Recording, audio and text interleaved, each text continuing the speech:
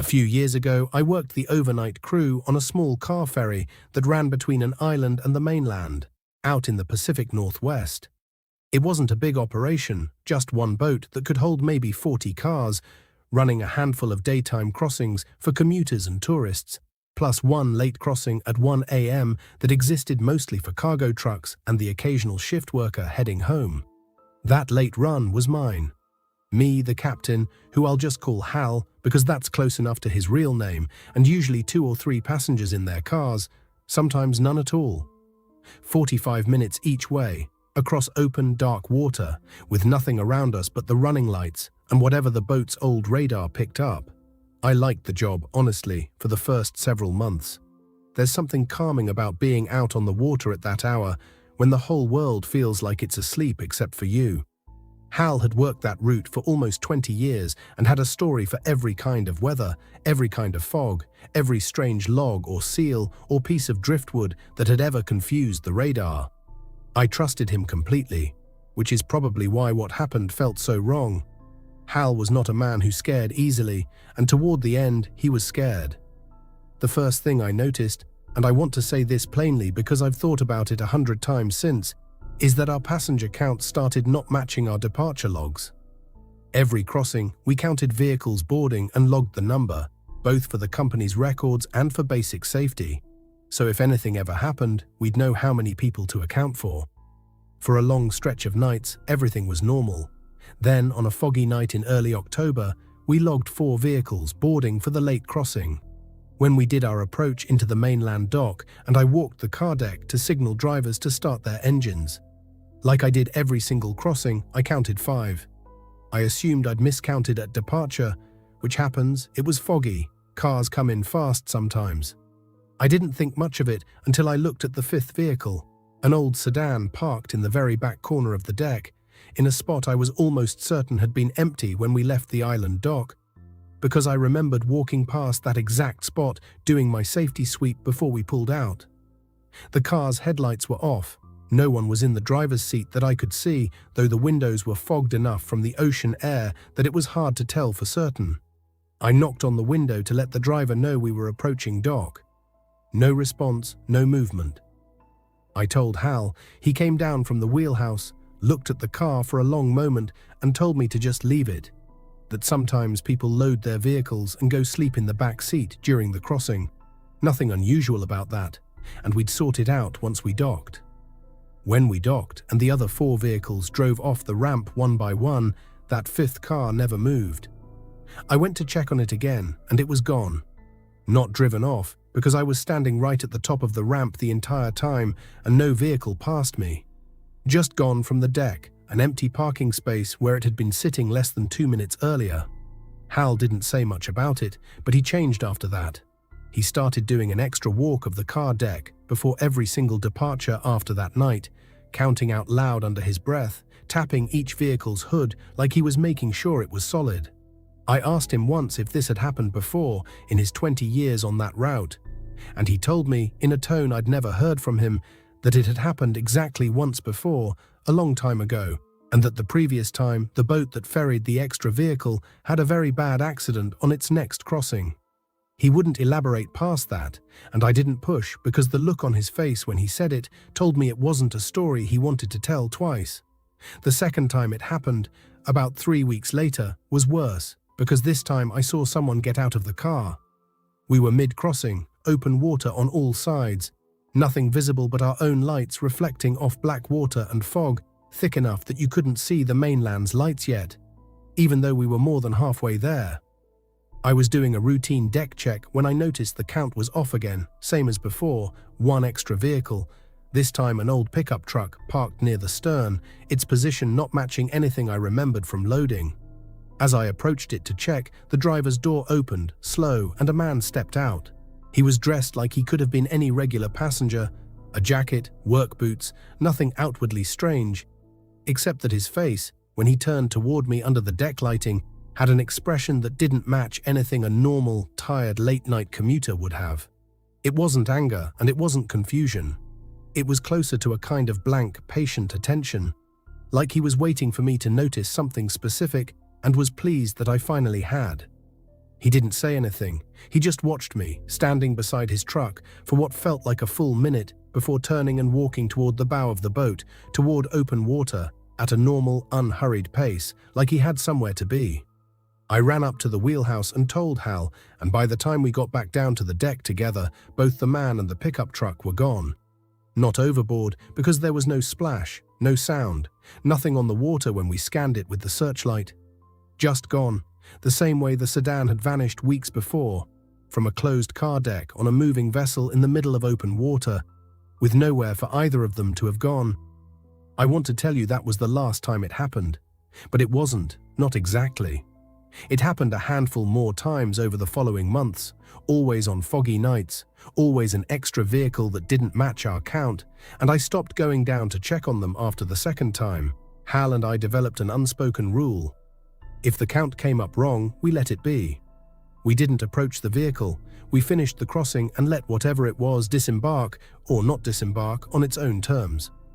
I left that job about 8 months after the first incident, for reasons that had nothing to do with any of this, or so I told myself at the time. On my very last crossing, my final night on that boat, Hal said something to me as I was leaving the wheelhouse that I've never been able to shake. He said that in 20-some years on that water, he'd come to believe the ferry doesn't just carry the living across.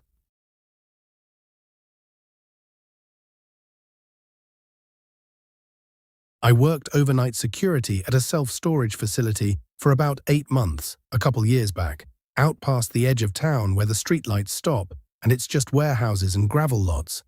The place had maybe 400 units total, split across 6 long rows of those roll-up metal doors, plus a smaller indoor climate-controlled section for the units people paid extra for.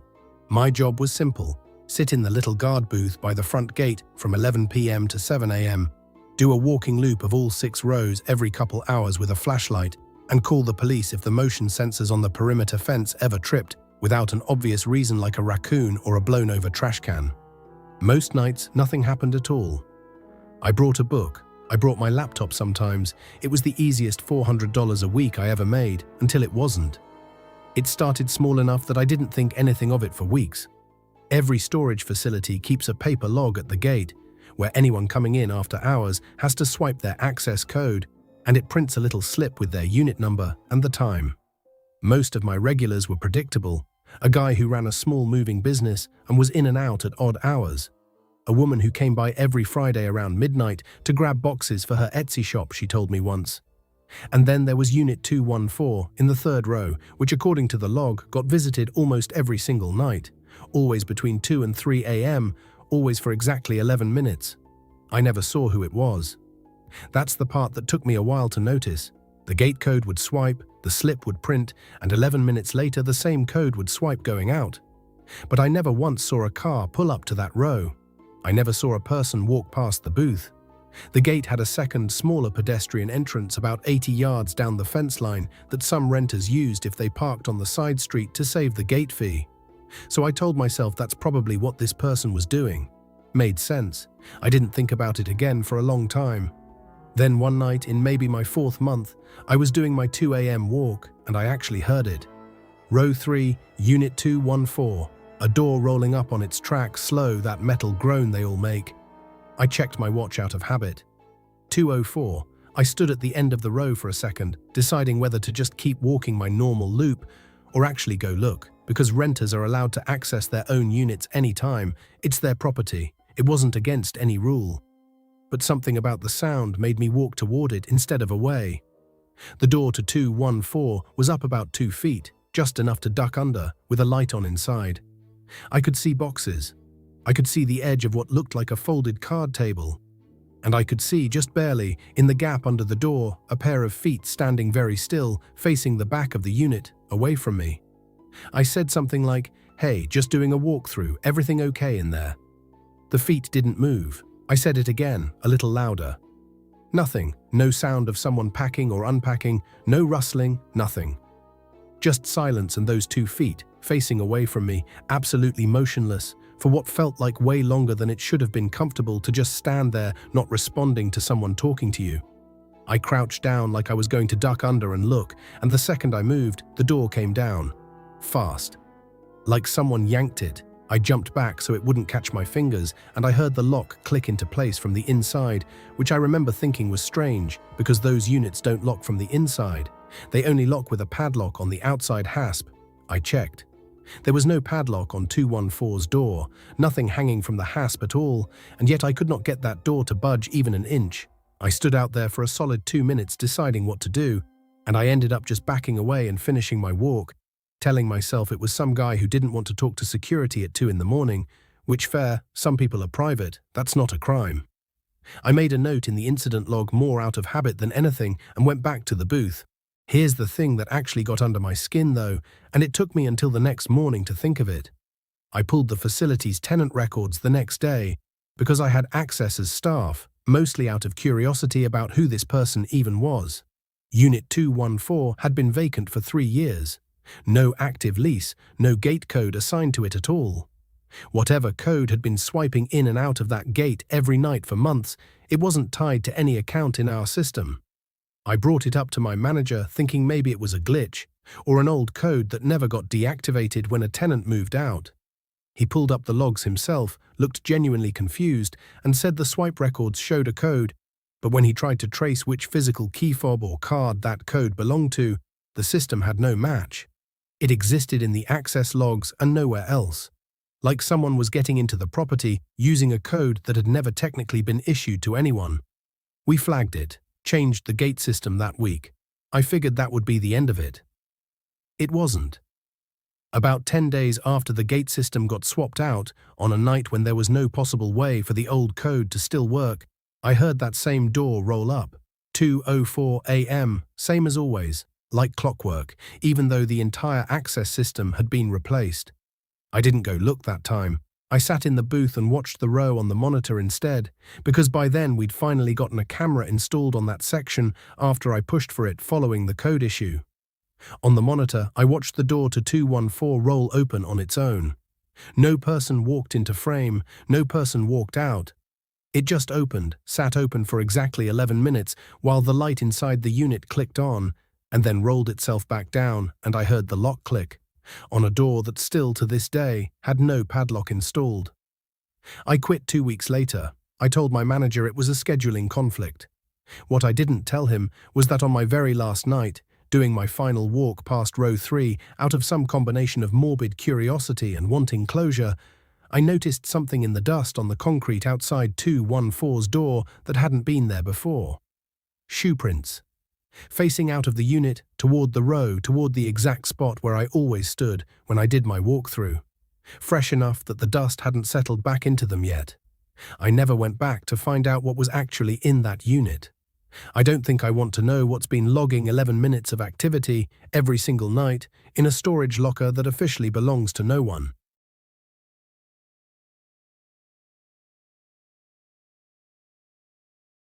A while back, I worked the graveyard shift at a call center that handled after-hours support for a regional utility company. Basically, if someone's power went out at 3 in the morning, or they smelled gas, or a tree took down a line during a storm, they'd call our number and one of us overnight agents would take the report, walk them through basic safety steps, and dispatch it to the on-call field crew. It was a small operation for the overnight hours, just 3 or 4 of us at a time in a mostly empty office building, spread out across a floor that during the day held probably 80 people. But at night was just us and the hum of the HVAC system and the blue glow of our monitors. I want to say up front that I liked that job. The calls were usually simple, sometimes even a little satisfying, because you're genuinely helping someone who's scared and in the dark, literally. This isn't a story about the calls I was supposed to get. It started with a call that came in around 2 a.m. on a completely quiet night. No storms, no outages reported anywhere in our system. I picked up, gave my standard greeting, and there was a long pause before a voice. Male, sounded maybe middle-aged, said my name. Not the department name. My actual first name, which I never gave out on calls. We used first names only with customers after they gave us their account info, never before. I asked how I could help him, a little thrown, and he asked if I was working alone tonight. I told him no, there were 3 other agents on the floor with me, which was true, and he said okay and hung up. I mentioned it to the two other agents on shift with me, and one of them, a guy named Priya's co-worker Danny, said that happened to him once too, a caller who somehow knew his first name before he'd said it, months back, and it had freaked him out enough that he'd reported it to our supervisor, who told him it was probably just a glitch in the caller ID system pulling employee info from somewhere it shouldn't. That explanation didn't sit right with me, but it was the only one on offer, so I let it go. The calls kept coming, roughly once a week, always overnight, always the same pattern. Dead air, then my name, then a question about whether I was alone. Sometimes I'd lie and say yes, just to see what he'd say, and every time I did, there'd be a longer pause before he hung up. Like the answer mattered to him in a way that made me deeply uncomfortable. I started keeping track of the calls in a personal notebook, noting the time and what was said, because our system logged the numbers automatically, and I wanted to see if it was the same number every time. It wasn't. That's the part I still can't explain. Every single call came from a different number, different area codes, some local, some from states I knew for a fact we didn't service. I ran a few of them through a reverse lookup when I had downtime, and most of them either didn't exist as valid numbers at all, or belonged to landlines registered to addresses that, when I looked them up out of curiosity, turned out to be vacant lots or demolished buildings. The night that made me start looking for a new job happened about 4 months in. It was just me and one other agent, a woman near retirement age who mostly kept to herself and had worked there longer than anyone. Around 3:30 in the morning, my desk phone rang, same pattern, my name. Then the question. This time though, instead of asking if I was alone, he said something different. He said, "You're on the 3rd floor tonight." Then, not a question, a statement. We were on the 3rd floor. I hadn't said that to anyone, obviously, and there was no reason a caller into our line would have any way of knowing which floor of the building we were working from that particular night, since our team actually rotated between the 3rd and 5th floors depending on which side was getting cleaned. I hung up on him for the first time ever, hands shaking, and walked over to my co-worker's desk to tell her what happened. She went very pale and quiet, which wasn't like her, and she told me that years ago, before I started, there had been an agent on this exact overnight shift who received calls like this for weeks, and then one night just never showed up again. And no one, not the company, not her family as far as anyone knew, ever heard from her again. My co-worker said management had always chalked it up to the woman quitting without notice, which people do, but she remembered the woman's last shift, remembered her being visibly terrified about a caller who knew details he shouldn't have known, and remembered that the last log entry that woman ever made, time-stamped just before her shift was supposed to end, simply said, "He's on this floor." I want to tell you I quit that night, but I didn't, not immediately. I finished the shift in a fog, checking over my shoulder toward the stairwell door every few minutes, and I did put in my 2 weeks the following morning. During those final 2 weeks, the calls kept coming, and on my actual last night, my very final overnight shift there, the call came in one more time. Same pattern, my name, and then, before I could say anything, he said, "Last night," and hung up. I don't know if that meant it was his last night calling, or if it meant something else entirely, something about it being my last night, in a way that had nothing to do with quitting a job. I never told my supervisor the full extent of it, because by that point I didn't think it mattered. I was leaving anyway. What I did do on my way out that final morning was pull up our internal directory out of morbid curiosity and search for the name of the woman my co-worker had mentioned, the one who vanished years before I started. She was still listed, inactive employee, no termination date filled in, no forwarding information, nothing. Just a name sitting in a database, exactly the way you'd expect someone's file to look if the company genuinely never found out what happened to her because no one had ever closed it out. I don't work nights anymore. I don't answer calls from numbers I don't recognize, ever, at any hour, and I probably never will again. Somewhere out there, on some overnight shift at some understaffed call center, I have to assume those calls are still going out to whoever's sitting at that desk now, working alone, on whatever floor they happen to be assigned to that night.